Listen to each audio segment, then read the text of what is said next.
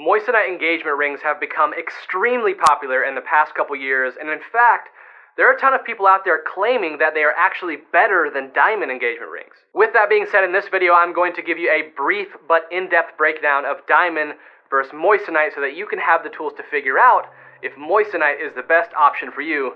Check it out. Let's start with the basics by breaking down what is moissanite. Much like a diamond, a moissanite is a gemstone and it grows naturally in the earth. However, the caveat is, with moissanites, they are almost always too small to mine out of the ground and put in engagement rings. For that reason, almost all of your moissanite engagement rings are going to have a moissanite gemstone that was lab-grown or man-made. Now let's jump into some side-by-side comparisons of diamond versus moissanite, and then I'm going to give you some buyer recommendations with the number one mistake that buyers make when getting a moissanite engagement ring. Let's start out with durability. As you probably know, the diamond is the hardest natural substance in the world.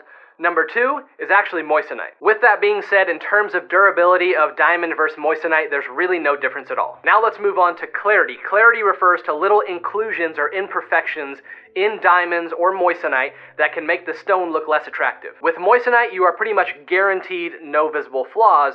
That is not, however, the case with diamonds. When you're diamond shopping, you need to be very aware of inclusions. If you get a stone that has inclusions that are visible, it is very unflattering and actually will decrease the value of that stone. And one final note on clarity: if you want an internally flawless diamond that's going to match the clarity of a moissanite, you're going to pay an extremely high premium for that, so keep that in mind. Now let's move on to shine and brilliance, or in other words, how sparkly that stone is going to be, and this one I think will actually surprise a lot of people. By the way, if this video is helping, do me a favor, hit subscribe. Moissanite stones actually have the highest refractive index of any other stone, which makes them the shiniest or most brilliant stones in the world. Diamonds are the second most brilliant stone that exists. However, there is a negative with the brilliance of the moissanite stone. When moissanite gemstones are reflecting light, they always reflect a rainbow type color out of the stone. In fact, a lot of jewelers call this stone a disco ball because of the rainbow reflection. Diamonds are very different from moissanite in the sense that they are known for reflecting, ideally, a pure white reflection. By the way, this issue plays into the number one mistake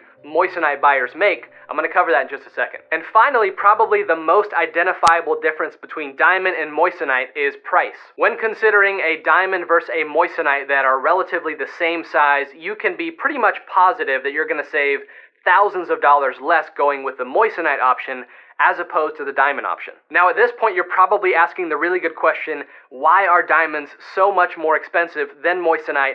I'm about to break that down in my buying recommendations for you. Now, right off the bat with recommendations, I want to mention that whether you go with diamond or moissanite, these are by far the best two options, I believe, that you can put in an engagement ring. Here are my buying recommendations for moissanite versus diamond, and they are going to be broken down in two major points. The first one is cultural expectation or perception. Obviously, in the US, the diamond has pretty much forever been the standard of what goes in an engagement ring. So if cultural perspective and expectation isn't a big deal to you, then moissanite could be a really good option. But if you want to go with the traditional route, then diamond is obviously going to be your go-to. Now, my second recommendation is where you are going to find the number one biggest mistake that moissanite buyers make, and it has to do with price and subsequently size. Now, if you have an extremely tight budget or you just don't want to spend a fortune on an engagement ring, the moissanite gemstone is by far the best option in my opinion. However, this is the mistake. Because there is so much room within that budget to get a very, very large moissanite stone,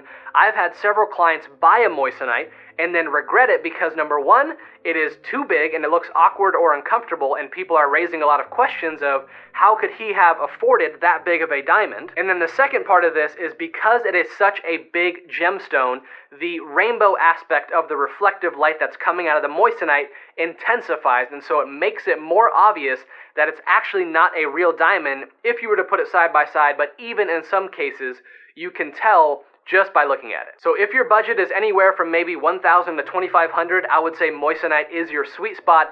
Anything up from there, I would consider a lab-grown diamond next, and then an earth mine diamond ring. I hope this video helped. We will catch you on the next one.